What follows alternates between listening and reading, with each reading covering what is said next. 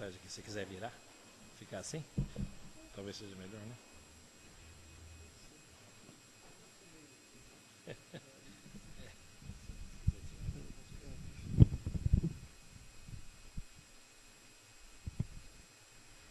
Boa noite, meus irmãos.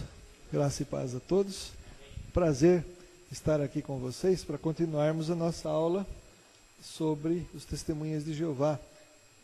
Quem são, que creem, como evangelizá-los, né? Quantos têm apostila para os testemunhas de Jeová? E quem trouxe? Quantos de vocês têm? 2 pessoas. Quem quiser pegar para acertar no domingo, tá? Não tem problema, viu? Para vocês poderem acompanhar. E tem em casa para pesquisa também, viu? Que é importante nós termos esse material. As informações que eu coloquei na apostila sobre os testemunhas de Jeová, ela existe só nos salões do reino. São revistas antigas que não são publicadas mais, mas uma testemunha de Jeová tem como pesquisar lá dentro. Em casa dificilmente ela vai ter essas revistas, mas no salão do reino tem. Então seria interessante você ter, porque se você mostrar esses argumentos para os testemunhas de Jeová, eles vão pesquisar para ver se é verdade. Tá certo? Então é isso aí. Bom, nós tínhamos parado no ponto 3. Nós já havíamos estudado que os testemunhas de Jeová acreditam que o corpo governante são os líderes deles. Roberta. Tá.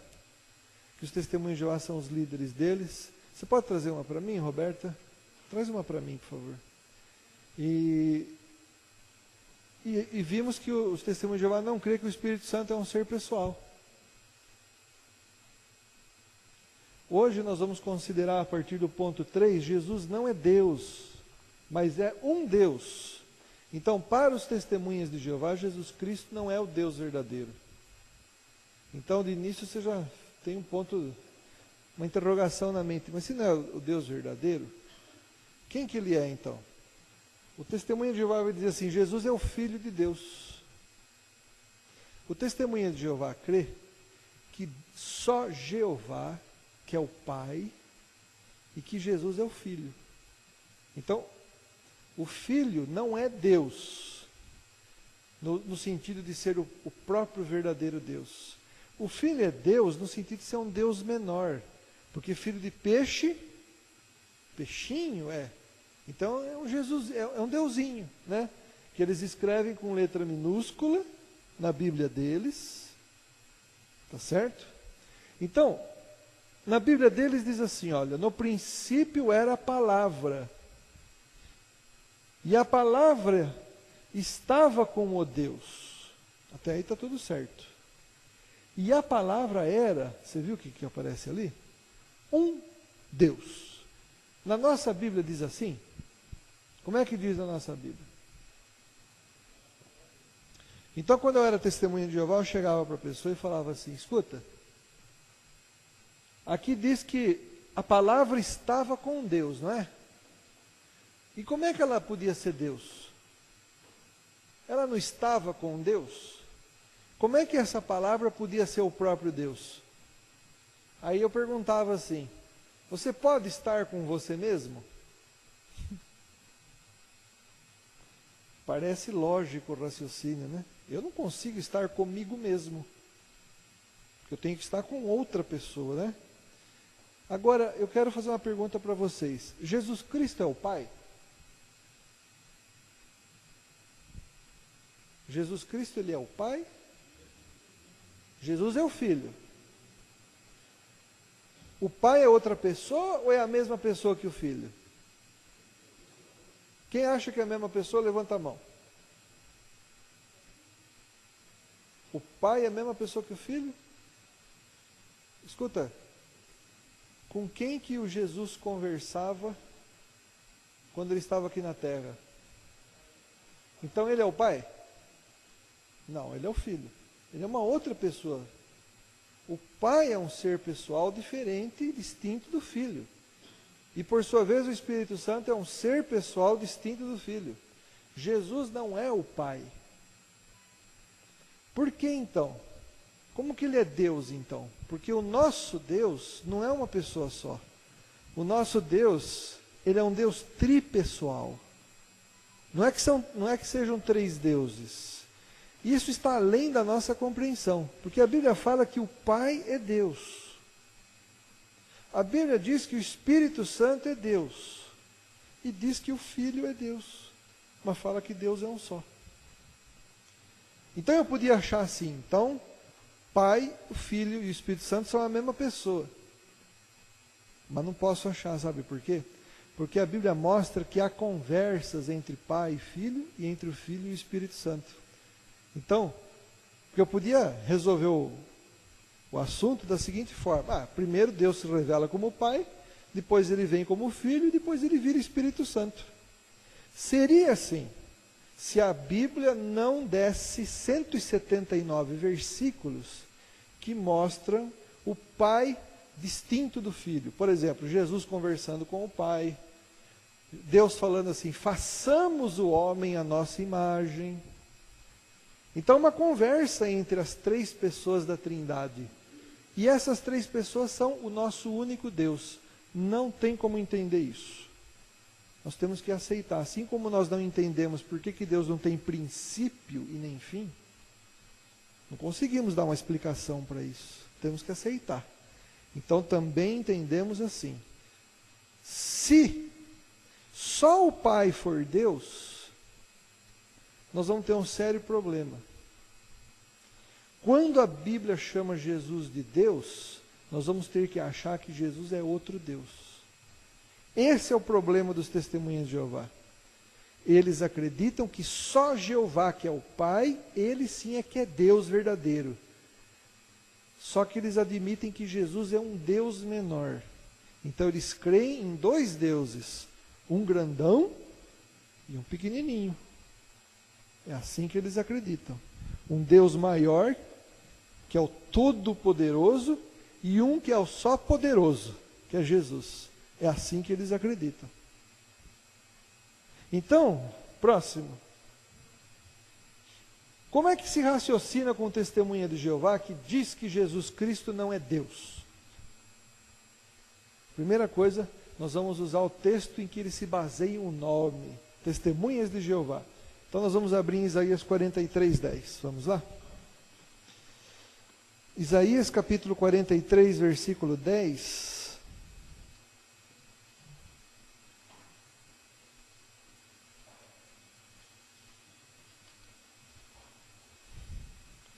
Diz assim: Vós sois as minhas testemunhas, diz o Senhor, o meu servo a quem escolhi, para que o saibais e me creiais e entendais que sou eu mesmo, e que antes de mim Deus, com letra minúscula, hein? Deus nenhum se formou, e depois de mim nenhum haverá.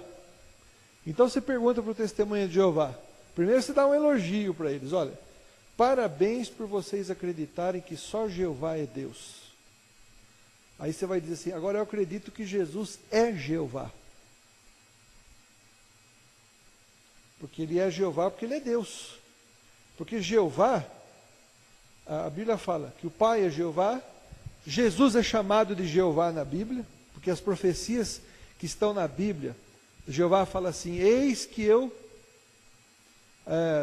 a Bíblia fala que Jeová seria traspassado, foi Jesus que foi traspassado, porque Jesus é Jeová, porque Jeová é Deus, porque Jesus é Deus. E o Espírito Santo, tem textos na Bíblia, que no Velho Testamento se fala que foi Jeová, e no Novo Testamento fala que é o Espírito Santo que fez aquela ação que no Velho Testamento foi feito por Jeová. Então, quem é Jeová? Jeová é o nome do nosso Deus, só que o nosso Deus é triuno. Nosso Deus subsiste em três pessoas diferentes. Então pode-se dizer que Jeová é o Pai, né? Quer dizer, o Pai é Jeová, o Filho é Jeová e o Espírito Santo é Jeová. Tá certo? Então, você vai falar assim para o testemunho de Jeová, continuando, olha, parabéns por você acreditar que há um só Jeová. Eu também creio que há um só Jeová. Só que eu creio que Jesus é o próprio Jeová, na pessoa do Filho. E aí você vai dizer assim para ela. Tomé, por exemplo. Tomé havia duvidado que Jesus havia ressuscitado. Você sabe essa história do Tomé, né? Ele era cristão batista. Ele faltou no culto de oração na quarta-feira, quando Jesus apareceu ressuscitado, né? Então, quando contaram para ele no domingo, não é possível, eu só acredito vendo. Aí, quando Tomé vê Jesus, ele diz para Jesus, fala para o testemunho de Jeová ler João 20 e 28. Tomé diz assim para Jesus, Senhor meu e Deus meu. Abra sua Bíblia lá para você ver. Então, é uma clara afirmação de que Jesus é Deus, né? Tomé, João 20 e 28. Então Tomé, ele fala assim, e disse-lhe Tomé, Senhor meu e Deus meu. Aí o testemunho de Jeová vai dizer assim, não, mas Jesus é chamado de Deus porque ele é um Deus menor. Então você diz assim, ó, volta para aquele texto de Isaías 43:10, e lá Jeová fala assim, ó, antes de mim não teve nenhum outro Deus. Deus com letra minúscula, hein? Depois de mim, não teve nenhum também. Então se fala assim para o testemunho de Jeová, está vendo? Só Jeová é Deus verdadeiro, porque todos os outros deuses são deuses falsos. Pergunta para o testemunho de Jeová, na sua opinião, Jesus é Deus falso ou Deus verdadeiro? Se disser que é falso, né? Ele não vai dizer. Ele vai dizer assim, não, mas Jesus é filho. Eu falei, isso, muito bem, ele foi chamado de filho de Deus. Mas aqui ele foi chamado de Deus. E eu quero saber de você, quando ele é chamado de Deus aqui na Bíblia? A pessoa que disse e João que escreveu, ele achava que Jesus era Deus falso ou Deus verdadeiro? Ele era outro Deus? Porque Jeová falou assim, ó, além de mim não tem outro. Agora Jesus foi chamado de Deus. Então você tem que tentar argumentar com o testemunho de Jeová dizendo o seguinte, então olha, há um só Jeová. Só que esse meu único Jeová, que é o nome do meu Deus, ele subsiste em 3 pessoas diferentes, na pessoa do Pai, do Filho e do Espírito Santo. Por isso que os 3 são chamados de Deus, e mesmo assim são um único Deus. Porque se eu falar que Jesus Cristo é um Deus menor, eu estou desmentindo o que Jeová falou. Além de mim não há outro. Jeová quis dizer o seguinte, ó, fora de mim são todos falsos, só eu sou verdadeiro. E aí Jesus, é Deus falso ou Deus verdadeiro? Eu tenho levado muitos testemunhos de Jeová a sair dali, irmãos, para a glória de Jesus, viu? Com essa perguntinha. Quando eu era testemunha de Jeová, eu chegava para vocês, né, para os batistas, assembleianos, e falava assim, olha, Deus morre? Deus não morre, mas Jesus morreu, né? Então, rapidinho, se uma testemunha de Jeová disser para você assim, mas peraí, por que Jesus morreu? Se ele é Deus. Então, você vai dizer assim para o testemunha de Jeová, o que você crê primeiro, olha, eu creio que há um só Jeová, em 3 pessoas. Pai, Filho e Espírito Santo. Você vai falar assim, ó, o Filho era Espírito, não era? Antes de vir para a Terra? Ele vai dizer sim. A Bíblia diz que o Verbo se fez carne. A Bíblia diz que Jesus foi morto na carne, mas quando ele morreu, ele diz, Pai, em tuas mãos entrego o meu. Então Jesus morreu mas no Espírito ele não morreu. Então, como Deus, Jesus jamais morreu. A Bíblia diz que Jesus existia na forma de Deus. Pastor, tem uma aula só sobre Trindade. Então, a Bíblia diz que Jesus, ele existia na forma de Deus. E ele se fez na forma de homem. A Bíblia diz que ele se esvaziou. Eu uso até uma ilustração, né? Porque no grego essa ilustração faz sentido. A palavra kenosis ali no grego é esvaziar. Então, quando uma bexiga de aniversário se esvazia, ela deixa de ser bexiga? Não. Então, Jesus continuou sendo Deus quando ele se esvaziou. mas ele se preencheu de homem. Então ele tinha duas naturezas, ele era 100% Deus e 100% homem. Isso você precisa saber. Então aqui na terra, Jesus ele era Deus, mas ele veio para agir como homem. Então, por isso a Bíblia fala que ele chorava. O testemunho de Jeová fala assim, Deus não chora. Como é que Jesus chorava? Porque ele era homem, né? Aí o testemunho de Jeová vai perguntar assim, tá, mas a Bíblia diz que a este Jesus, Deus ressuscitou. Então, será que Jesus se ressuscita? Como você responderia isso para um testemunho de Jeová? Jesus se ressuscitou? É correto falar que ele se ressuscitou?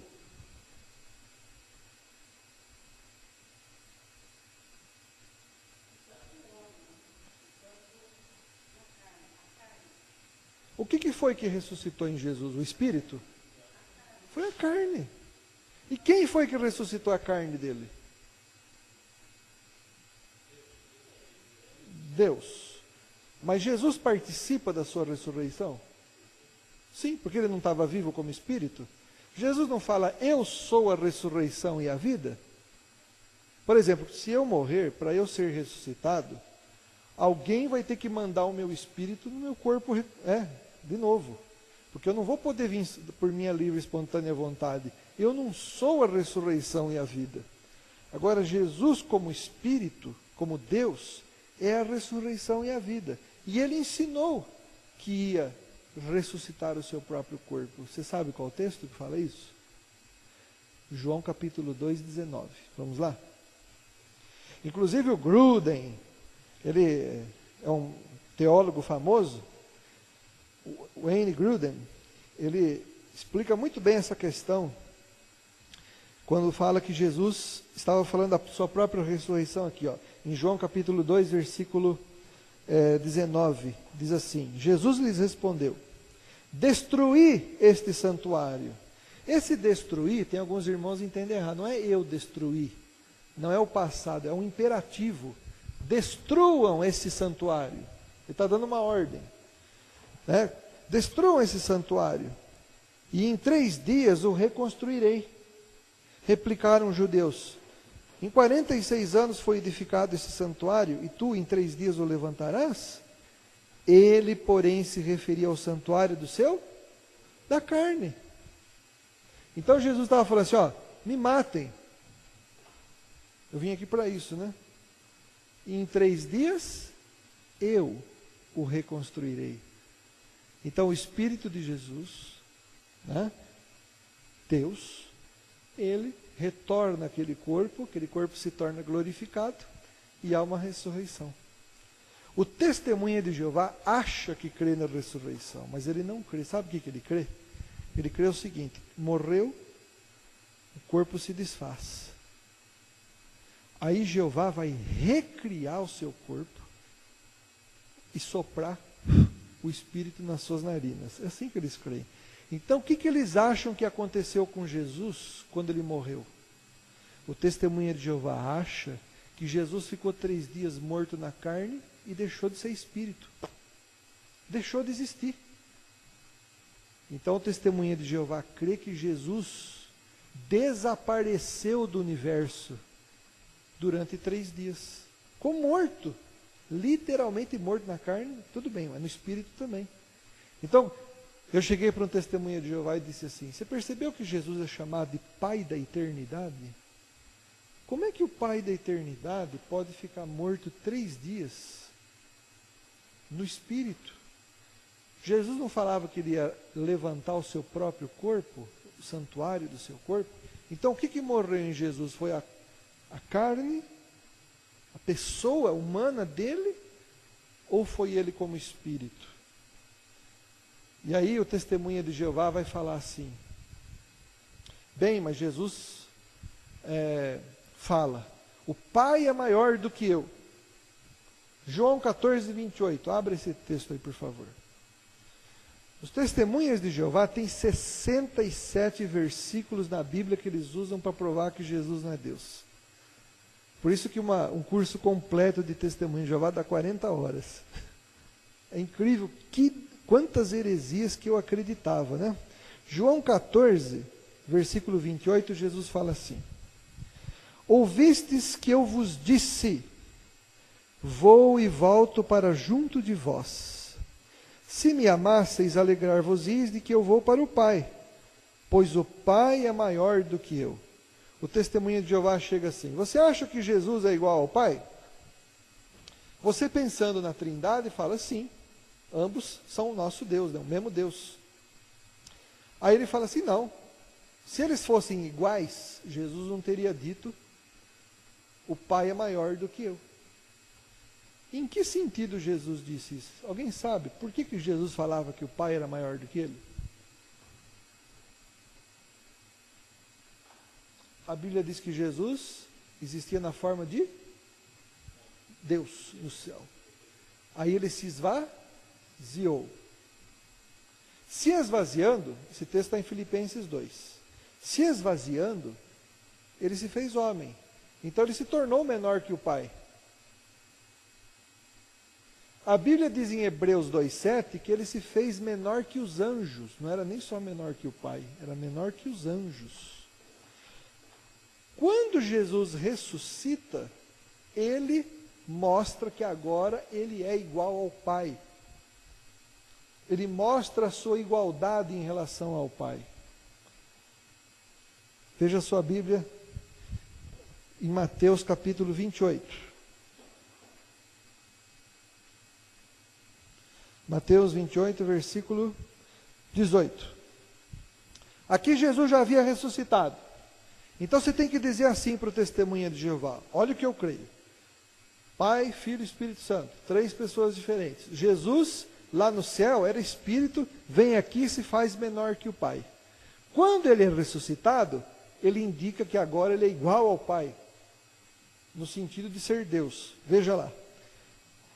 Jesus, aproximando-se, falou-lhes, dizendo: toda autoridade me foi dada no céu e na terra. Então você vai dizer assim: sabe quem deu essa autoridade para Jesus agora? Foi o Pai. Porque o Pai enviou Jesus. Então são pessoas diferentes. Jesus veio aqui para a terra, morreu por nós, se fez menor que o Pai. Quando ele ressuscita, ele fala: foi-me dada toda a autoridade. Se Jesus tem toda a autoridade, ele é igual ao Pai, que também tem toda a autoridade. Aqui na terra, Jesus falava diferente. Todas as coisas que eu faço não vêm de mim mesmo, mas é o Pai que faz por meu intermédio. Porque aqui na terra, Jesus deixava o Pai agir através dele. Então Jesus humilhou-se, né? Ele era Deus, mas deixava o Pai dele agir por ele. Agora, quando Jesus ressuscita, ele já mostra o seu lado divino aqui, dizendo que ele tem toda a autoridade. E uma pessoa que tem toda a autoridade e recebeu toda a autoridade de outra pessoa, ele é igual em poder e majestade. Só que são pessoas distintas, são pessoas diferentes. E o que você precisa explicar para o testemunha de Jeová? Que você não crê que Jesus é o Pai. Porque o testemunha de Jeová faz perguntas que serviriam para combater quem crê que Jesus é o Pai. Por exemplo, eles falam assim: se Jesus é o Pai, para quem que ele orava? Ué, ele orava para o Pai. Então ele não é a mesma pessoa. Tá certo, você vai falar para o testemunho de Jeová: é isso mesmo. Eu também creio nisso. Eu creio que Jesus é uma pessoa, o Pai é outra. Só que no mesmo Deus. Isso que você tem que enfatizar para o testemunha de Jeová. E que esse mesmo Deus subsiste, esse mesmo Jeová subsiste em 3 personalidades diferentes: Pai, Filho e Espírito Santo. Por isso que os 3 são chamados de Deus. Aí você diz assim: se só o Pai fosse Deus, Jesus seria um Deus falso. Porque além do verdadeiro Deus, não há outro. Então a Bíblia ensina que o nosso Deus é o Pai, Filho e Espírito Santo. Além desse Deus, que são 3 pessoas, não tem outro que seja verdadeiro. Agora, para explicar isso aí, para nós mesmos assim, entendermos Deus, como que ele consegue ser 3 individualidades distintas, né, uma da outra, está além da nossa compreensão. Alguém tem alguma pergunta sobre esse assunto?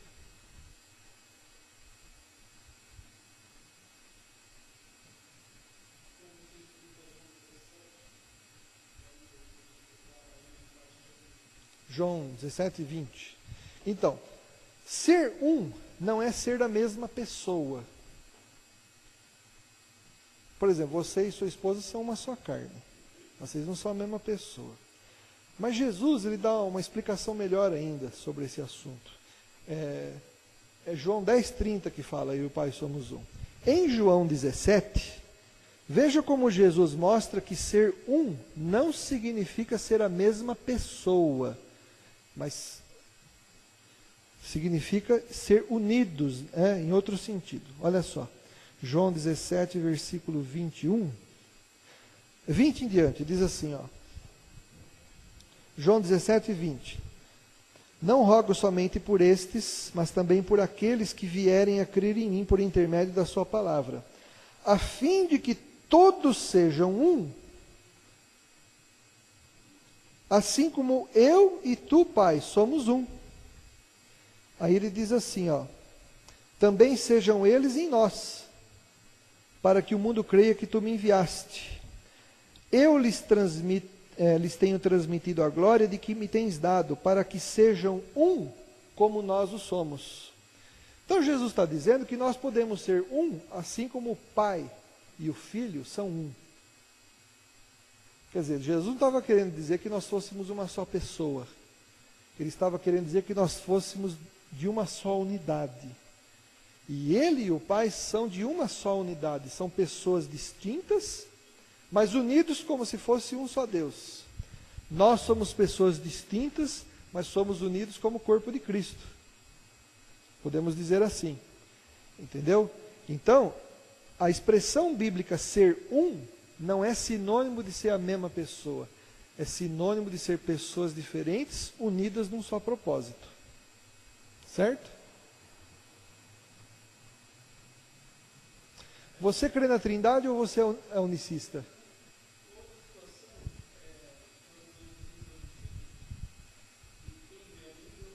Sim.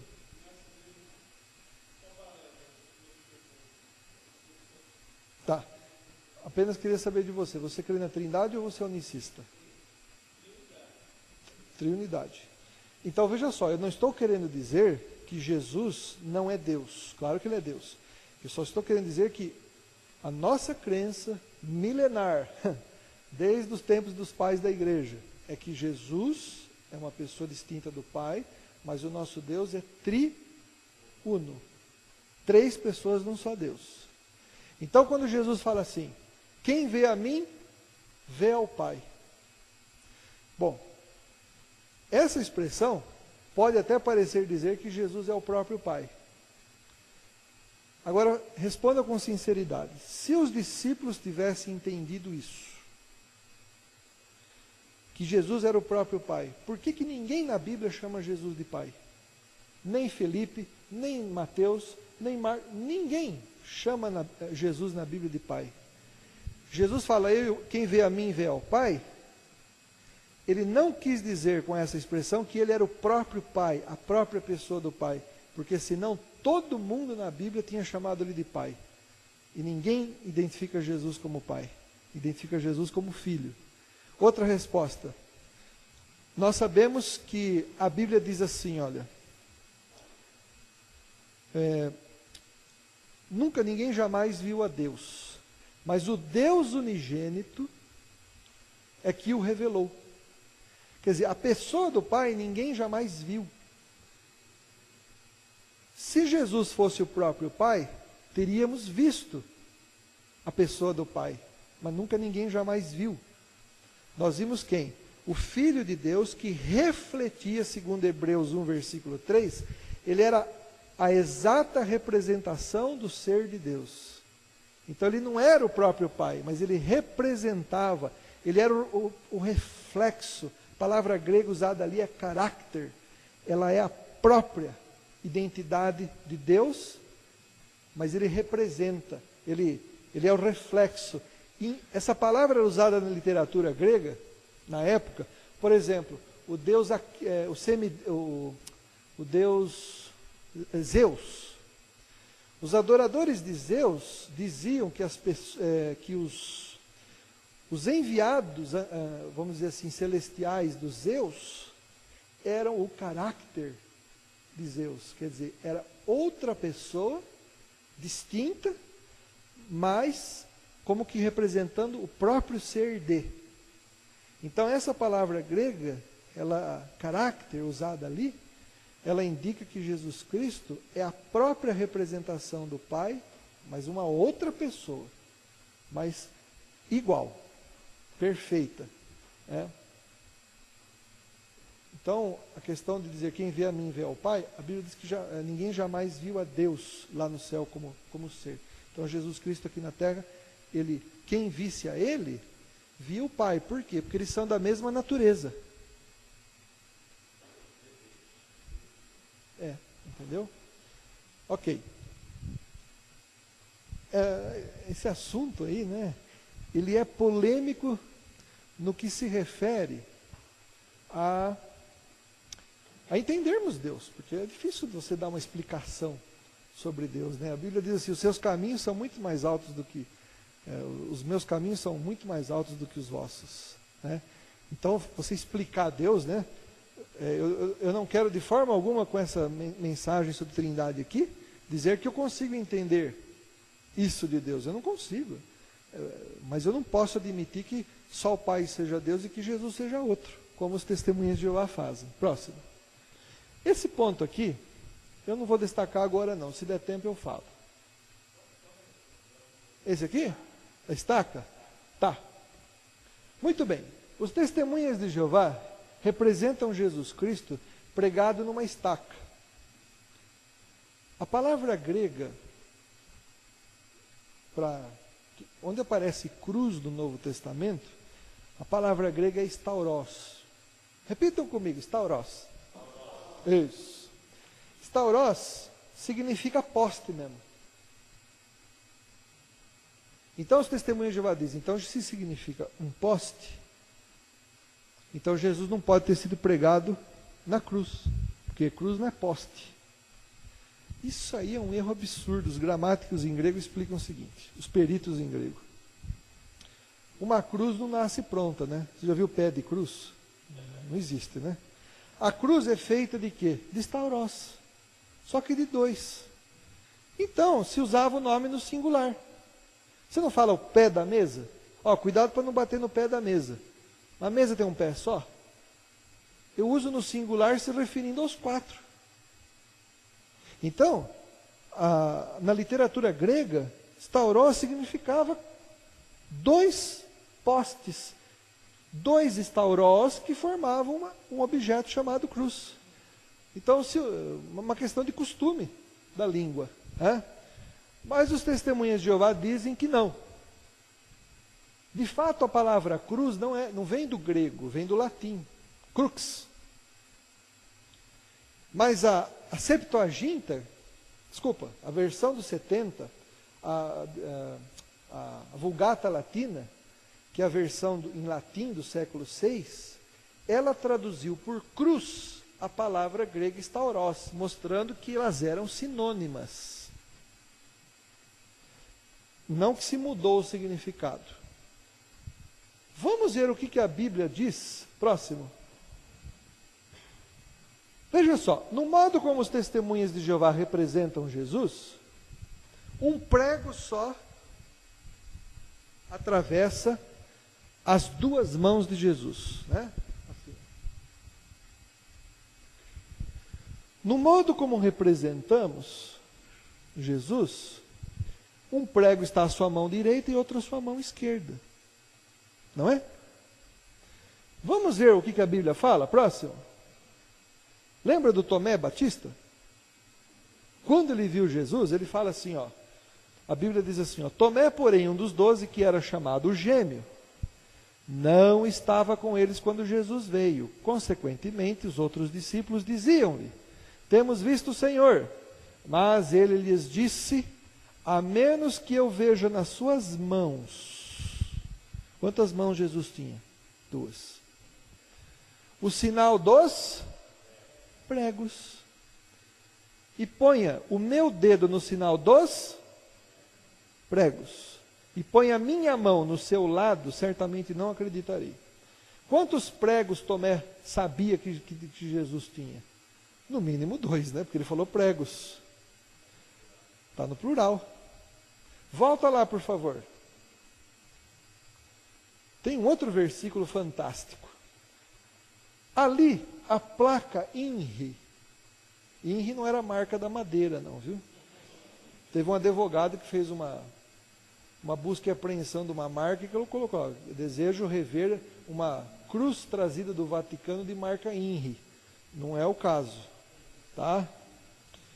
INRI era uma placa que dizia Jesus Nazarenus Rex Judeorum, Jesus Nazareno, Rei dos Judeus. Os testemunhas de Jeová representam essa placa em cima das mãos de Jesus.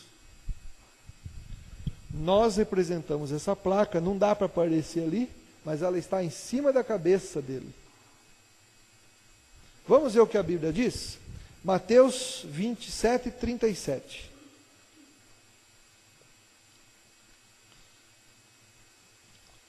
Mateus 27, versículo 37.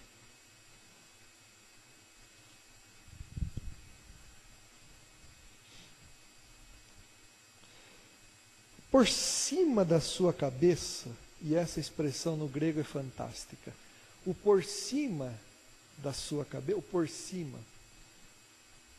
Você sabe que no português, olha aqui, ó, a revista está por cima e aqui está por cima também, né? No inglês já não dá para usar a mesma palavra. Ó, lembra? The book is on the table, né? O livro está sobre, on. Agora, se tiver aqui, eu posso usar o on? Não, eu tenho que usar o about, não, over. Above. Sim, ou over. Dependendo da altura, sim. É que eu tenho entendido about. Sou professor de inglês, viu, cara? Então, tudo bem, pode ser o above. Então, on, above e over, né? Eu posso usar o over, né? O satélite está over a Terra, né? Então, tudo bem. Então, no grego, a expressão usada ali por cima da sua cabeça é essa aqui, ó. Bem rente. Tá? Que em grego se fala epi. Epi. Certo? Então, olha lá. A Bíblia fala, por cima da sua cabeça, puseram uma escrita, a sua acusação. Este é o Jesus, o Rei dos Judeus. A placa não podia estar por cima da cabeça de Jesus se as mãos dele tivessem pregadas assim. Não teria espaço para colocá-la. Teria que ser uma outra palavra, hyper, no grego, que é o lá em cima. Acima, né? Entendeu? Algumas Bíblias no português diz acima, né? Mas a palavra usada ali é bem em cima mesmo assim, tá? Encostando quase. Tá certo? Sim. É o que eu ia falar agora. Os testemunhas de Jeová acreditam o seguinte, que a Igreja Católica no quarto século fez acordos pagãos. E eles fizeram acordo com pagãos adoradores do deus Tamuz para tentar convertê-los. Olha, a gente prega Jesus na letra T, o tal, né? No grego, T, do Tamuz, e vocês passam a aprender sobre Jesus. O catolicismo fez isso mesmo. Mas não que fossem os católicos que tivessem inventado a cruz. Esse símbolo da cruz. Não, de forma alguma. O que os católicos fizeram foram usar a cruz como símbolo de adoração. Assim como os adoradores do deus Tamuz adoravam o símbolo do tal grego, do Tamuz. Isso que foi de errado que a igreja fez. A Igreja Católica não inventou a cruz como T para atrair os adoradores do Deus Tammuz. Ela apenas transformou a cruz, que já era ensinada e crida como instrumento de execução, apenas transformou esse instrumento como um símbolo de adoração, para atrair os adoradores do Deus Tammuz. Isso sim que a Igreja Católica errou. Mas os Testemunhas de Jeová usam essa história para dizer que o catolicismo é que inventou o símbolo da cruz. Mas isso não é verdade, tá certo? E aí eles dizem que nós batistas, católicos, etc., não somos cristãos porque usamos a cruz, que é um símbolo do paganismo. Então não faz sentido isso. Isso é uma bobagem, né? Toda seita inventa coisa para criar um diferencial. Né? E os Testemunhos de Jeová são campeões em diferenciais, né? Tá certo?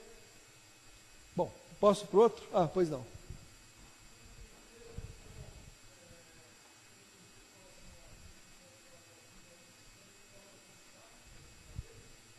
Tome a sua estaca. Sim. Quer dizer, a palavra stauros quer dizer estaca. Por exemplo, quando a Bíblia fala que cercaram Jerusalém, a Septuaginta grega traduz a palavra hebraica por stauros. Então ninguém pôs cruz em volta da cidade, né? Mas por quê? Porque eram estacas com a finalidade de cercar uma cidade. Aí uma cerca, né? Mas a cerca toda é chamada no hebraico, traduzido para o grego, de stauros. Toda cerca. Quer dizer, usou-se vários objetos, vários stauros, para representar um só stauros, que é chamado de cerca. Então, não é uma coisa a cruz. Se usa 2 stauros para designar uma única cruz. Uma peça. Né? Pois não.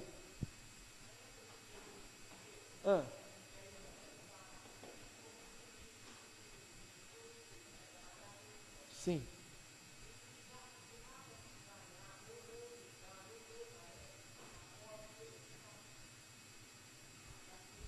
Sim.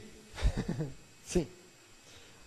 Por exemplo, há relatos de 300 anos antes de Cristo que se usou estacas, mas aí usa-se uma outra palavra, kilon, no grego, que é madeiro só. Só que interessante que nessa época que usa essa palavra kilon é o grego clássico. Tá? No grego koiné, que é o grego bíblico, a palavra kilon, ela quer dizer tronco de uma árvore. E o tronco de uma árvore tem as suas ramificações. Então não é só uma única estaca, mas com as suas ramificações. Certo? É gostoso estudar grego, viu? Vocês podiam chamar uma pessoa que sabe grego para vir ensinar aqui. Não para você ser um perito em grego, mas para vocês aprenderem a consultar dicionários de grego, português. Vocês iam ver como é rico o estudo do idioma grego. Eu já dei aula de grego, mas eu não é minha área. Não. Eu fiz 8 anos de grego. E não sou, né, imagina, sei muito pouco, perto de um perito, assim. Sei muitas palavras no grego, mas é muito gostoso saber grego. Viu? O grego original, ele dá o sentido original da palavra. Por exemplo, Jesus entregou-se ao choro quando Lázaro morre. E no grego tem 4 palavras gregas para choro. O chorinho, né?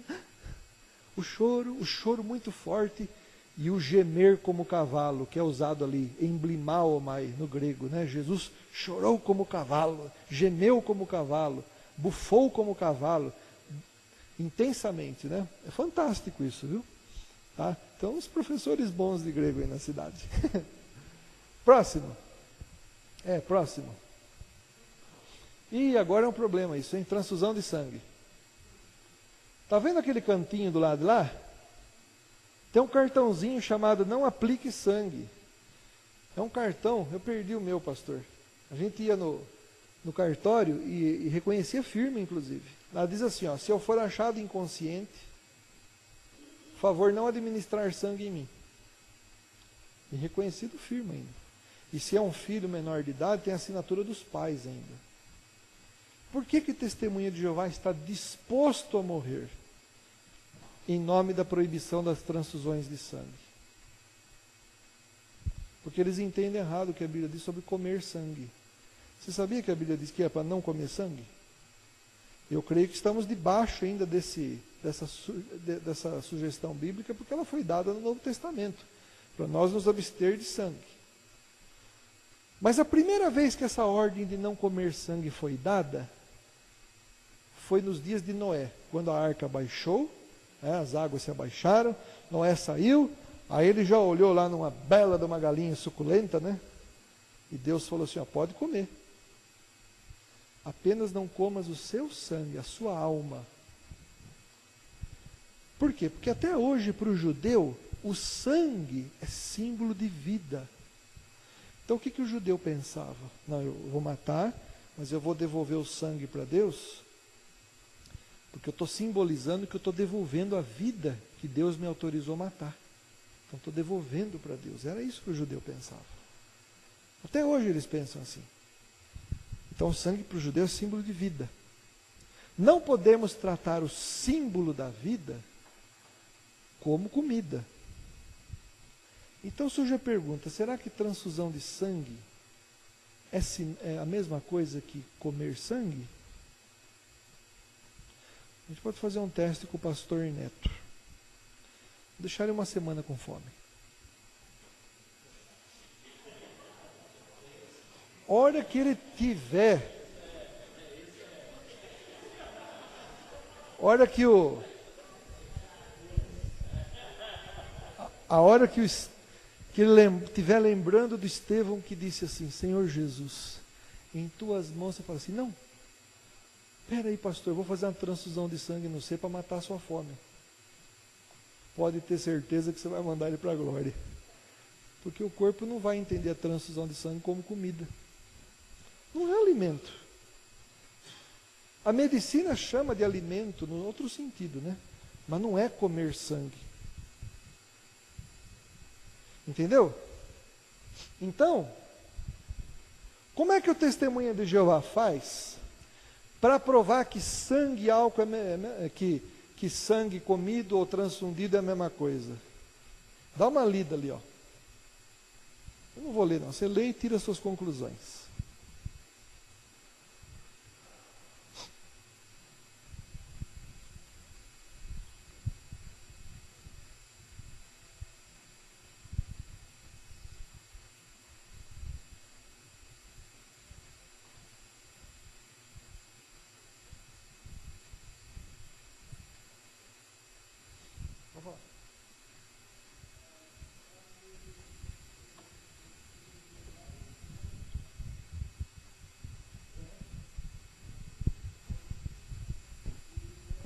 Não, eles mandam carne bem passada, viu? Carne bem passada. Não come, eles enxugam assim. Mas que ignorância, né? O sangue está lá escondidinho lá, né? Bom, como é que você sairia de uma questão dessa? O Testemunho de Jeová fala assim, ó, você não come sangue pela boca, não toma pela veia, mas pela boca pode. Ou ao contrário, né? Então ele vai falar assim, e o álcool? Se o médico proibisse você de tomar álcool pela boca, você colocaria o álcool na veia? Então ele fala, é a mesma coisa, né? O Testemunho de Jeová uma vez falou isso para mim, né? Mas eu fico esquentado com essas coisas. Aí eu falei assim, escuta, espera um pouquinho. Você acha honesto comparar o sangue com o álcool? Eu falei, eu acho. Eu não acho, por dois motivos. Primeiro, o sangue é símbolo de quê? É de vida. E o álcool? É de vida? É de morte. Comparação errada. Segundo, vocês não podem beber sangue, né? Mas e uma pinguinha? Vocês são chegados numa canjibrina, né? O Testemunho de Jeová bebe. Mas bebe mesmo. Vai em festa de casamento deles, você vê. Tem vinho e cerveja à vontade. Quer dizer, estão comparando uma coisa que não tem nada a ver. Quer dizer, eles usaram o álcool como que é o símbolo de morte. E, veja só a água. A água eu posso tomar pela boca, mas pela veia eu já não posso. E não é a mesma coisa. Se eu puser água no meu sangue, me dá um choque anafilático, eu morro na hora. A hora que a água entrar dentro do coração, meu coração dá um choque. Quer dizer, Tem nada a ver. O sangue é uma coisa ímpar, não tem comparação. Pois não.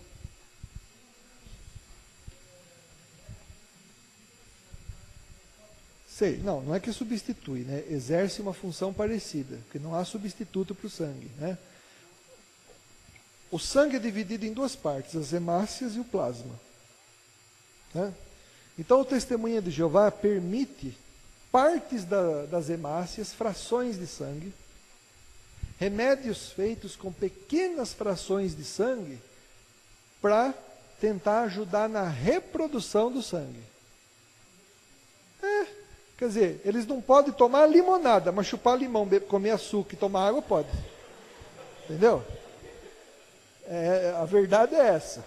Ele não pode misturar. Os médicos falam assim, né? Tem um médico evangélico, eles falam, lá em Araraquara, atendi um testemunho de Jeová e morreu. Não teve como, né? Fazer o quê, né? Porque o cara quer tomar remédios feitos com fração de sangue, mas nem sempre dá certo, né? Porque, por exemplo, tem o hemofílico, por exemplo. Agora eu vou contar uma fofoca para vocês. Está aqui na minha apostila. Isso aqui é uma coisa importante.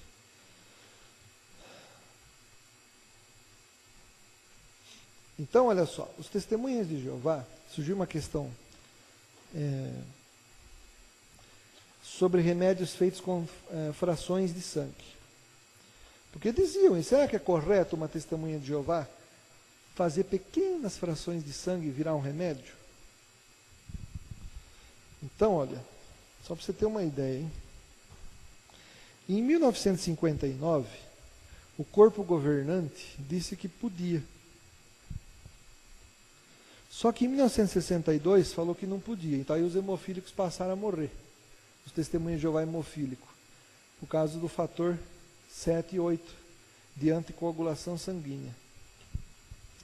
Mas em 1974, a luz do corpo governante, né, que ela recebe de Jeová, brilhou de novo, e aí diziam que podia. Aí os hemofílicos ficaram aliviados, né? Só que em 1975 disseram que não podia de novo. E em 1978 disseram que podia, agora está podendo, né? Então, quer dizer, aqui eu mostro a sentinela, o que diz direitinho, né? Por isso que eu falo, você mostrar isso para um testemunha de Jeová é importante, porque ele crê que o que o corpo governante ensina vem de Jeová. E agora? Qual das 5 luzes de Jeová está certa? Isso não é luz, isso é pisca-pisca, né? Isso aqui né? Não vai falar assim para ele, tá? Isso é só para nós aqui, hein? O testemunha de Jeová diz assim, que a luz de Deus brilha mais. Então é por isso que de vez em quando nós mudamos de ensino. Mas veja só, uma luz de Deus não cancela o ensino anterior, apenas aprimora o entendimento. O testemunho de Jeová, a luz não brilha, eles trocam a lâmpada. Entendeu? É diferente. E depois, além de trocar a lâmpada, às vezes eles tiram aquela lâmpada que eles trocaram e põem a anterior de novo. Isso não é luz de Jeová. Quando eu vi isso aqui, irmãos, eu comecei a questionar, né? Esse foi o começo de tudo, né? Já eu termino com o meu testemunho. Próximo.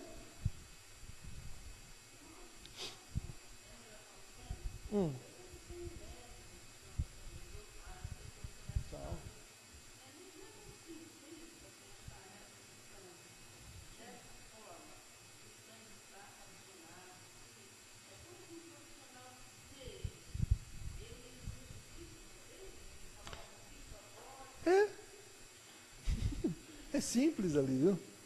Eles dizem assim, ó, se a parte que for tirada do sangue não é principal, pode. Só que eles fazem remédios feitos com frações de sangue das hemácias. E as hemácias são, imagina. Principal é aquela parte do sangue que susteria a vida de alguém para eles. Só que é o seguinte, né? É curioso. Tem uma parte do plasma que eles condenam, não pode usar, que são do plasma, não, tudo bem, é que é tanto nome que a gente foge assim, mas essa parte que eles condenam é composta de 80% de água e 20% de outras substâncias. Essa é condenada. Essas 20% de substâncias que estão no plasma, que eles condenam, estão nas hemácias que eles autorizam. Então eles estão condenando a água. É um rolo, tá? Bom, mas não precisava ser tão chique assim, né? Então tá bom. Ok. Teve um... Olha lá. Até 1945, alguém lê para mim, por favor, enquanto eu tomo água, a parte em amarelo. Isso é o que eles ensinavam antes sobre transfusão de sangue. Alguém lê em voz alta para mim, por favor. Então eles diziam que proibir transfusão de sangue era coisa de quem desprezava o amor e a misericórdia de Deus. 2 meses depois, veio a proibição do sangue. Agora eu vou contar outra fofoca para vocês. Eu não servia para ser maçom, viu? Eu sou muito fofoqueiro.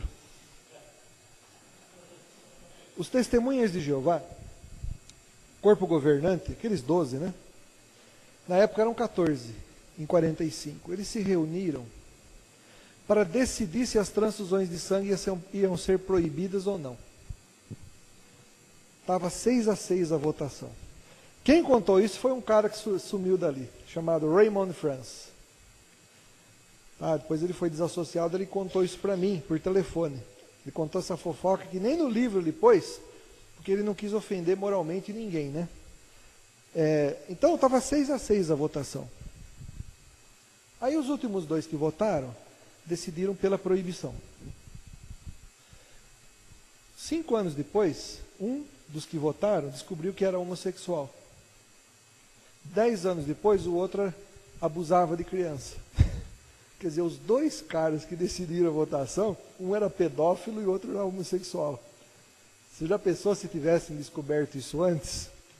Tinha ficado empatada a votação e a proibição não tinha sido dada. Você vê que coisa? Sou fofoqueiro. Próximo. Volta só um pouquinho.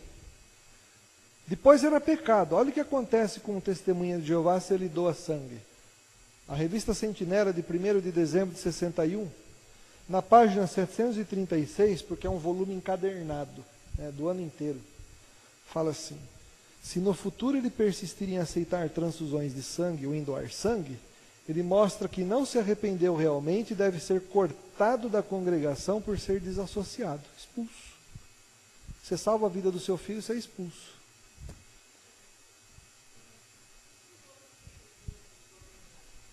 Eles fariam mesmo. Como eu sei que aconteceu. O filho ele faleceu, do Pointzer. Ele precisou de transfusão de sangue e morreu. Quer dizer, o testemunho de Jeová é fiel, ele é sincero à sua doutrina falsa. É sério isso, né? Vai para o próximo. Próximo. Mais um. Não creem no inferno de fogo. Tudo que está aqui eu vou ilustrar agora. Então, por gentileza, o irmão, por favor. O irmão agora é um batista que não sabe de Bíblia, hein? Bom dia, como vai o senhor? Tudo bem? Tudo bem. É um prazer falar com o senhor. Estou falando com seus vizinhos. O senhor é de alguma religião? Sim. Qual a sua religião? Sou batista. Muito bem. O senhor crê no inferno de fogo? Sim. O senhor já é papai? Sou. O senhor deve ser um papai amoroso, né? Com certeza. O senhor queimaria seu filho no fogo? Não. Forma alguma, né? E o seu vizinho, o senhor queimaria no fogo? Depende do vizinho, né?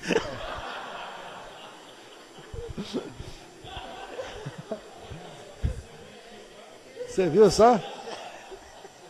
Eu falei que você não era bom de Bíblia, viu? Porque o testemunha de Jeová podia falar assim, né? A gente podia falar assim para o testemunha de Jeová: não, mas Deus não queima filha no fogo, né? Então por isso que eu pergunto: e o seu vizinho, você queimaria? Então você não queimaria seu vizinho no fogo, né? Claro. Porque o senhor não ia ser assassino, né? O senhor sabia que a Bíblia diz que nunca passou pela mente de Deus queimar pessoas no fogo? Como que é? A Bíblia diz que jamais passou pela mente de Deus queimar pessoas no fogo. Sim, Já leu isso na Bíblia? já. Onde fala isso? Não sei. Vamos lá. Jeremias, abra suas Bíblias. Jeremias 7:31. Jeremias 7:31 fala assim, ó.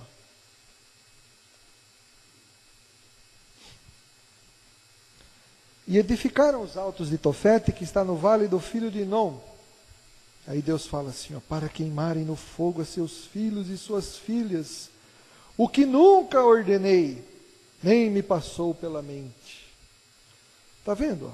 Deus está falando aqui que nunca passou pela mente de Deus queimar pessoas no fogo. O senhor acha que um Deus amoroso criaria um inferno para queimar filhos no fogo? Claro que não. Então, né? E por que o senhor crê no inferno, então? Tá lá.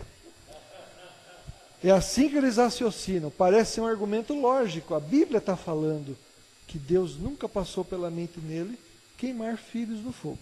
Bom, em primeiro lugar, quem vai para o inferno não é filho de Deus. Mas também Deus não ia, por exemplo, permitir se queimasse os filhos dos outros no fogo. Mas qual que é o contexto aqui? Construíram os altos de Tofete. O que é altos de Tofete? Tofete, parece nome de bala, né? Dá R$1 de Tofete aí, né? Testemunho de Jeová lê isso, passa reto, né? Não é nada disso. Altos de Tofete eram altares de sacrifícios. Os israelitas, o contexto mostra, estavam fazendo sacrifícios de criancinhas para um Deus chamado Moloque. E Deus, que é amor, já havia falado em Deuteronômio 18, versículo 10, não farás passar pelo fogo teu filho ou tua filha. Quer dizer, o que era fazer passar pelo fogo teu filho ou tua filha? Não queimar filhos no fogo para deuses falsos. Isso que nunca passou pela mente de Deus. Aí pergunta para o testemunho de Jeová assim, Deus nunca queimou ninguém no fogo? Sodoma e Gomorra. Desceu o que do céu? Gelo? Fogo e enxofre. Tinha criancinha lá? Tinha. E tudo gayzinho já.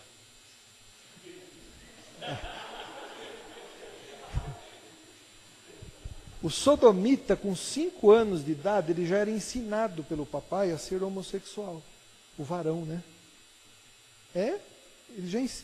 Eles tinham relações sexuais com a criança.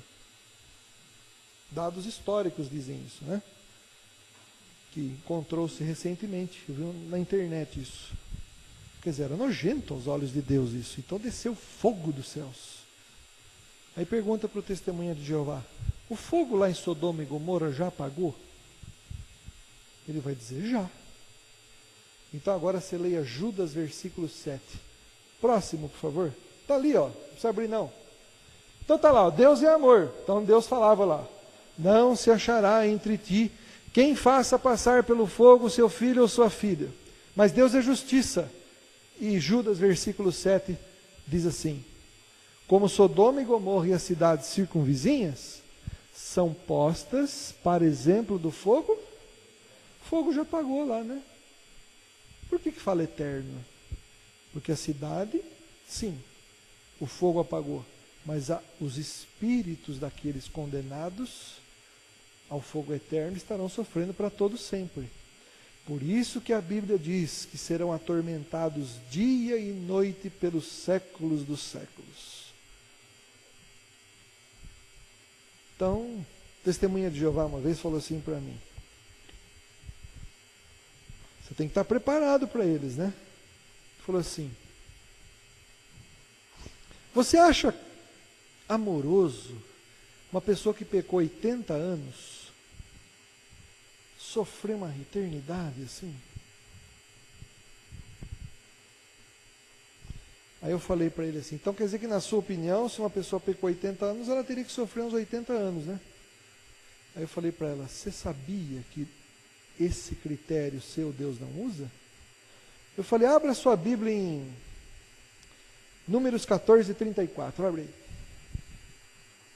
Os israelitas estavam para entrar na terra prometida e Deus mandou 12 espias. 2 que foram Josué e Caleb trouxeram um relato bom da terra prometida. Mas teve uns picareta lá que gosta de ver defeito em tudo, né? E falou assim, não, a terra não é boa, ficaram murmurando. Teve gente que falava assim, vamos voltar para o Egito. Aí Deus falou o seguinte, ó, Números 14, 34. Vamos ver se Deus usa esse critério? Dias pecados, dias de punição? Diz assim, ó, segundo o número dos dias em que espiastes a terra, 40 dias, cada dia representando um ano, levareis sobre vós as vossas iniquidades 40 anos, e tereis experiência do meu desagrado. Deus transformou os 40 dias de reclamação deles em 40 anos. 40 dias para 40 anos, sabe quanto que Deus multiplicou o sofrimento deles? 365 vezes, que é um dia por um ano. Aí eu falei para o Testemunha de Jeová, 80 anos, fiz uma continha, eu estava com o celular, tinha calculadora, falei aqui, ó, a pessoa viveu 80 anos, vezes 365 dias, aí eu transformei um dia por um ano, dividi por 365, o cara ia sofrer 19 mil anos, se Deus fosse usar esse critério, de transformar um dia por um ano, né? O cara que é condenado ao inferno. Então, os nossos critérios não são os de Deus. Se Deus fala que serão atormentados para todo sempre, assim vai acontecer. Pois não.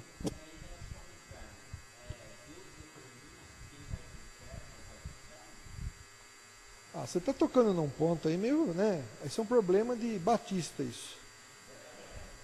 Eu não vou responder a sua pergunta. Por quê? Isso é uma discussão que há entre arminianos, calvinistas e hipercalvinistas. Tá? Eu não quero saber.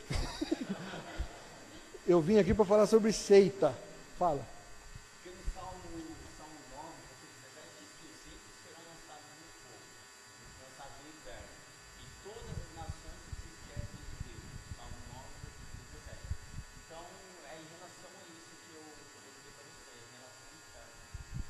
Sei. Deus sabe quem vai para o inferno, isso é que eu sei. Agora, essa questão de predestinação, se Deus predestinou uma, eu tenho a minha opinião, que eu não quero falar aqui. Porque não vem ao caso, né?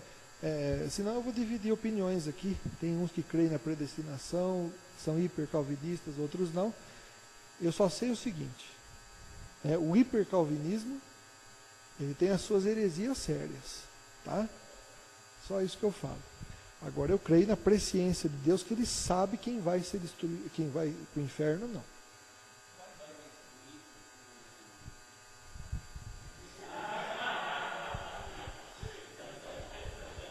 Próximo.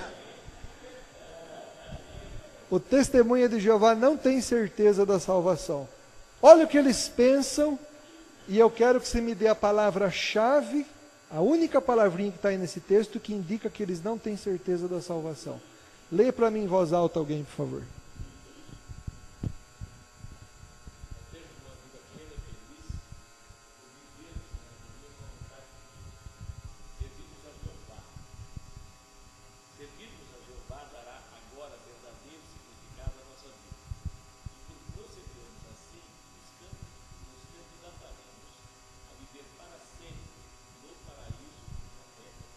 Qual é a palavra que indica que eles não têm certeza da salvação? Candidataremos. Nós somos candidatos à salvação. O Testemunho de Jeová diz assim, eu não sei se eu vou ser salvo. Quer dizer, Jesus morreu por ele, ele aceitou Jesus e não sabe se vai ser salvo. Tem até uma história engraçada uma vez, de um Testemunha de Jeová, que ele parou, um senhor de idade, parou com uma criancinha, né? Aí um irmão batista falou assim para ele, escuta, você que o senhor é Testemunho de Jeová há quanto tempo? 50 anos. O senhor tem certeza da sua salvação? Ele disse, não. Aí ele falou assim para o menino, está vendo, filhinho? Ele veio aqui para fazer você Testemunha de Jeová. Você tem quantos anos de Testemunha de Jeová? Uns 2, 3 anos? Ele falou, faz 2 anos. Ele tem 50 anos e não tem certeza. Você tem 2 de Testemunha de Jeová? Quer dizer, você vai ter que viver mais 50 anos para não ter certeza também. Mas a Bíblia não diz: quem perseverar até o fim é o que será salvo? Então você tem que se perseverar para ser salvo, não é? Então você não pode estar certo da sua salvação, porque você não sabe se você vai perseverar ou não. Vamos ver o que a Bíblia fala sobre isso? Tiago 1, versículo 3. Eu acho que é Tiago, viu? Quem tem fé, irmãos, a fé genuína em Jesus produz a perseverança, é uma consequência natural da verdadeira fé. A fé salva. Se eu tenho fé, eu estou salvo. E se eu tenho fé, eu persevero. Não tem como eu abandonar, porque a verdadeira fé não permite que eu não persevere. Então Tiago 1, versículo 4 diz assim, versículo 3: sabendo que a aprovação da vossa fé, uma vez confirmada, produz perseverança. A nossa fé, quando ela é confirmada, quando que a nossa fé é confirmada? Todos os dias ela está sendo provada. Entendeu? Então a nossa fé, quando ela é verdadeira, ela produz a perseverança naturalmente. A fé, irmãos, produz obras. Por isso que a Bíblia fala que a fé sem obras está morta. Não é que as obras salvam, as obras não salvam, né? Mas através das obras eu sei se você é uma pessoa de fé ou não. Então eu sei se eu, no caso, né, vou ser salvo ou não, né? Porque as obras sozinhas não valem, né? Senão os espíritas estariam salvos. Então, o testemunho de Jeová não raciocina assim. Tá certo? Tá bom. Paulo fala: estou certo de que nada poderá me separar do amor de Deus que está em Cristo Jesus. Então, nós temos que ter essa mesma certeza. Tá bom? Eu queria agora falar um pouquinho sobre o meu testemunho, certo? Eu vou sentar um pouquinho aqui que eu estou cansado. Eu ando fazendo um regime para emagrecer, então de vez em quando eu fico com tontura, passo, mas já estou melhorando. Tá. Isso. Então é o seguinte, eu era testemunha de Jeová muito fervoroso, li a Bíblia 30 vezes como testemunha de Jeová. Todo dia eu lia 6 capítulos por dia.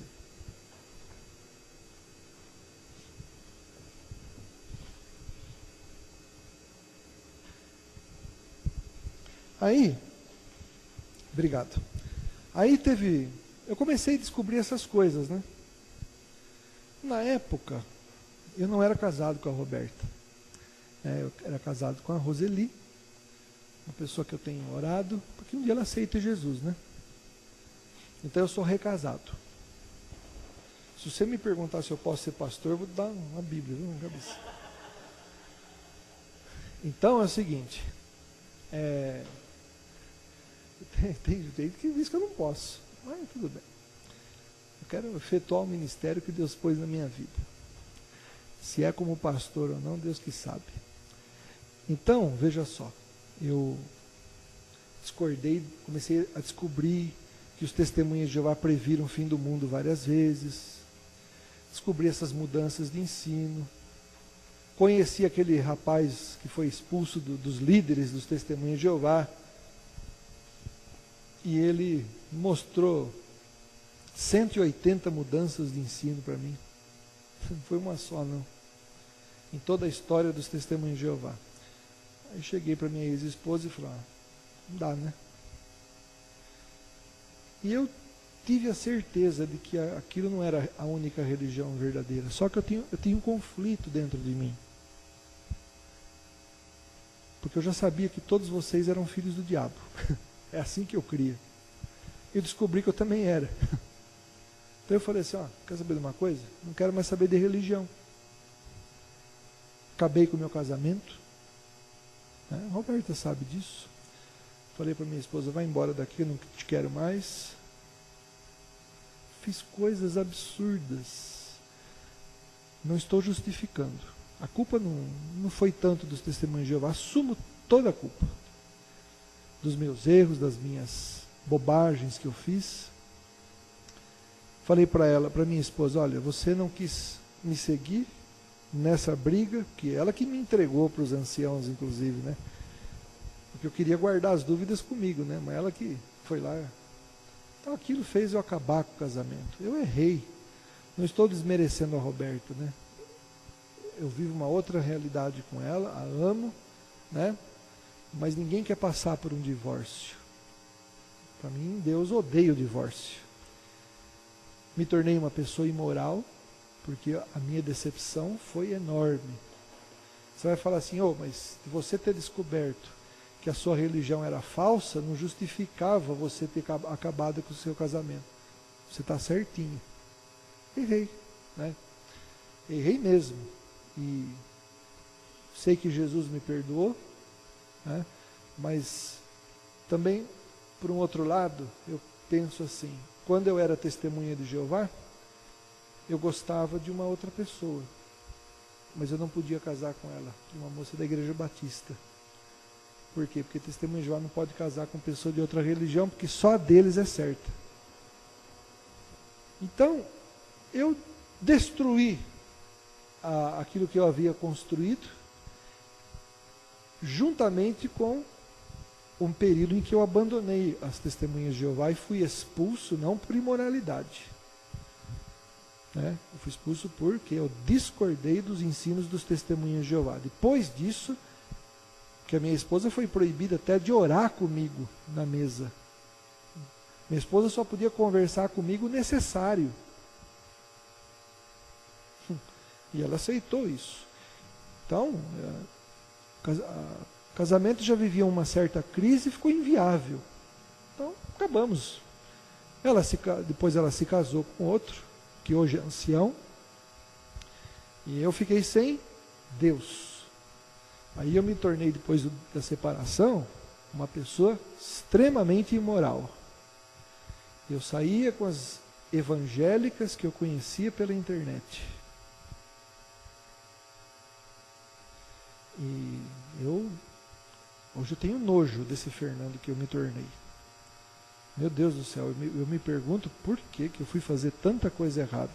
Embora eu tenha certeza que Jesus me perdoou, mas eu me pergunto assim, por que eu fui lá embaixo?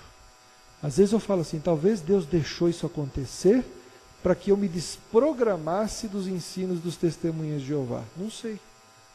Mas eu sei que eu me tornei uma pessoa muito imoral. Mas a depressão me assolou. A depressão acabou comigo. Eu pesava na época 100 quilos, eu fui para 85. Em questão de 4 meses, assim. Até estava mais bonitinho. E aí, quando chega em... Eu sou convertido há 4 anos. Nem 4 anos, vai fazer 4 anos.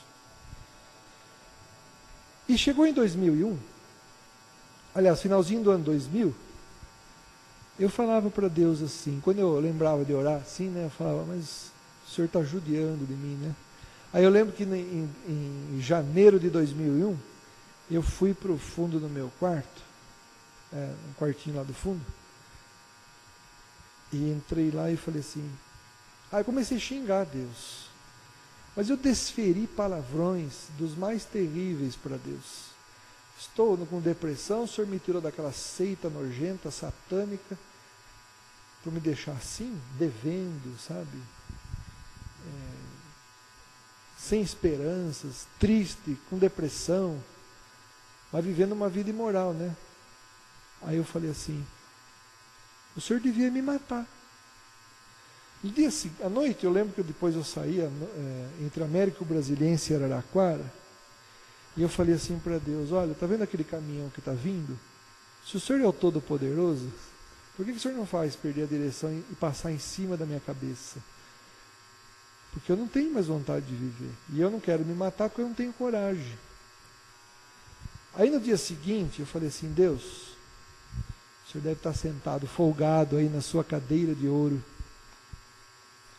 Aí de repente tocou o telefone. Mas é sério mesmo, tocou o telefone. E eu falei assim, e antes eu falei assim, por que o senhor não me arruma um emprego para mostrar que o senhor se interessa por mim? Tocou o telefone, era o Wesley, um amigo meu de Goiatuba, lá em Goiânia, Goiás. Ô Fernando, é um ex-testemunha de Jeová também, fazia tempo que a gente não se conversava. Aí eu comecei a chorar, a contar os problemas que eu estava enfrentando, a depressão, dívidas. Ele falou, olha, ele tem hotéis lá na cidade. Ele falou assim, espera só um minutinho que eu vou atender um cliente e já te retorno. Em 15 minutos ele retornou, falou assim, olha Fernando, tem um colégio ângulo aqui precisando de professor de inglês. Eu falei, ah é? Aí eu olhei assim, lembrou de mim agora? Eu era assim.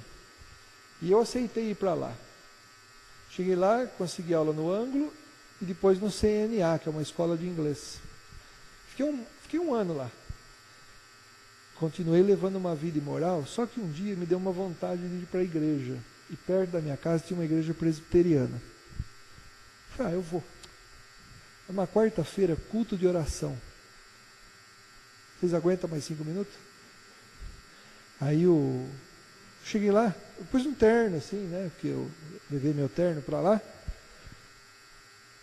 E entrei na igreja de terno, bem 8 horas assim, né?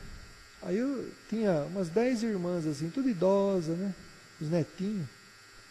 Aí uma irmã falou assim, irmão, o pastor faltou, o senhor não queria dirigir o culto de oração para a gente? Eu falei assim, dirijo.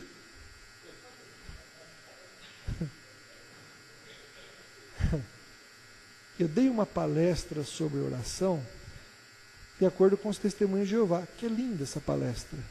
Se um dia eu desse essa palestra aqui, vocês iam amar. Não por méritos meus, né? Mas são verdades bíblicas, né? Orações que Deus ouve. Muito bonita a mensagem. 40 minutos.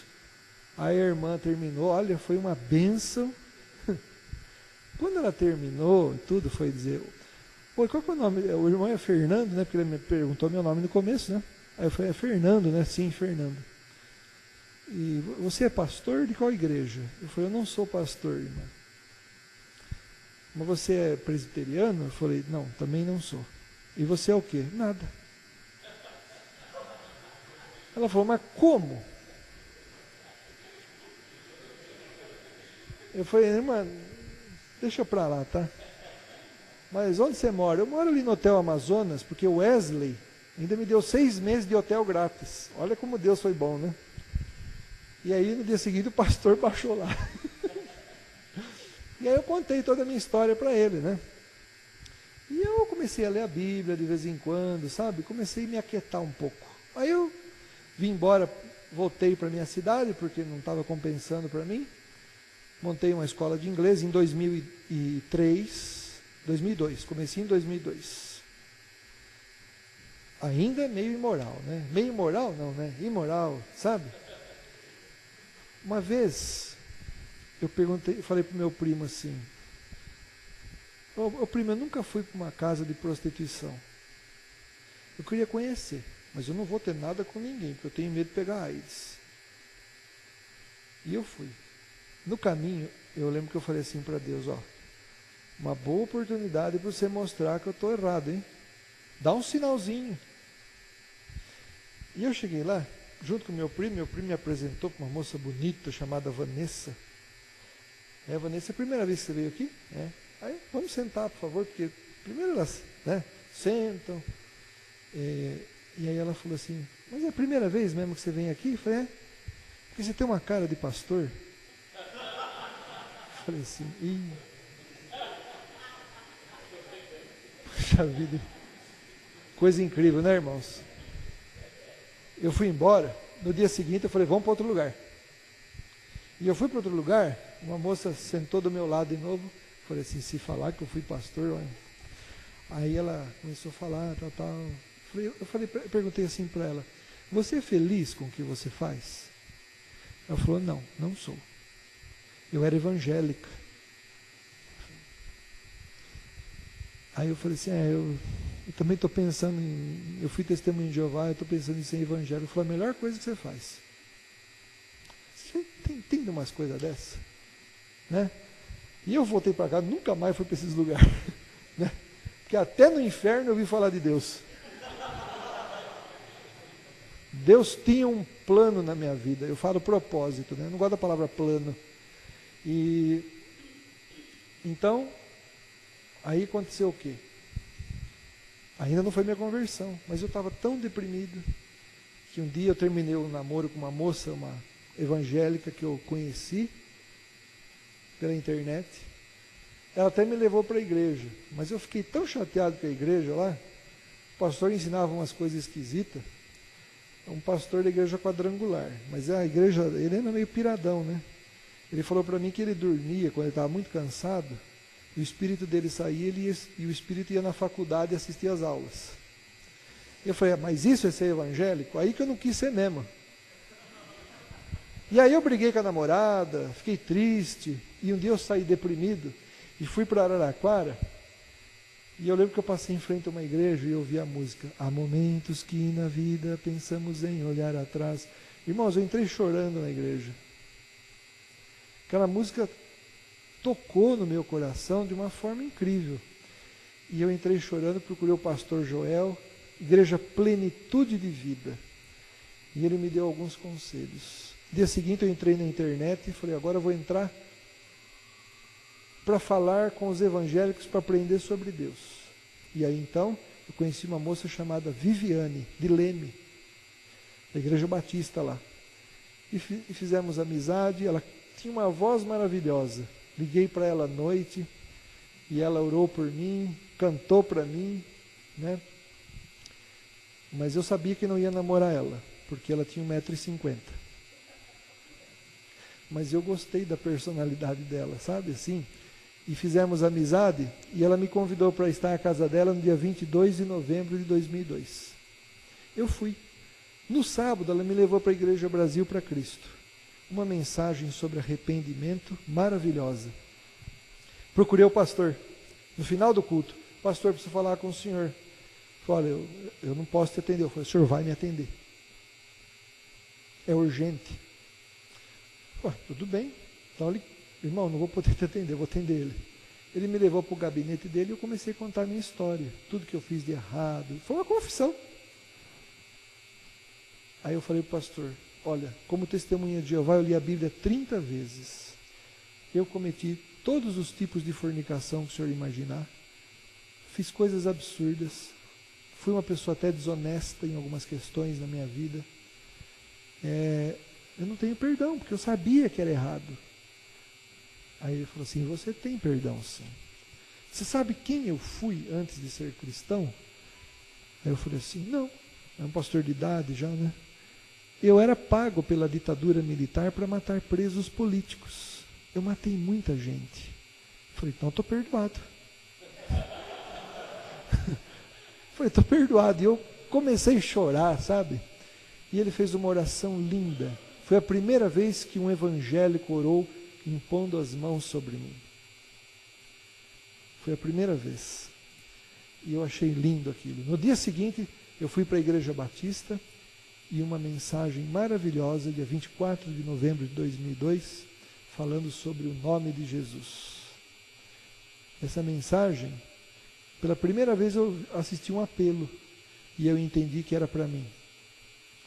O pastor perguntou, alguém gostaria de entregar seu coração para Jesus? Essa mensagem provou para mim que Jesus era Deus. Encaixou tudo. E eu falei assim, tá certo, é para mim. E eu fui chorando até lá na frente. A partir desse dia, Deus trabalhou muito comigo. Na minha personalidade, tem feito isso até hoje. Até a Roberta é testemunha de que eu sou até mais calmo do que eu era antes, quando eu a conheci. E eu conheci a Roberta pela internet. Então, irmãos, eu digo assim, desde que eu aceitei Jesus como meu Salvador, eu prometi que, eu falei para ele, quero ser usado.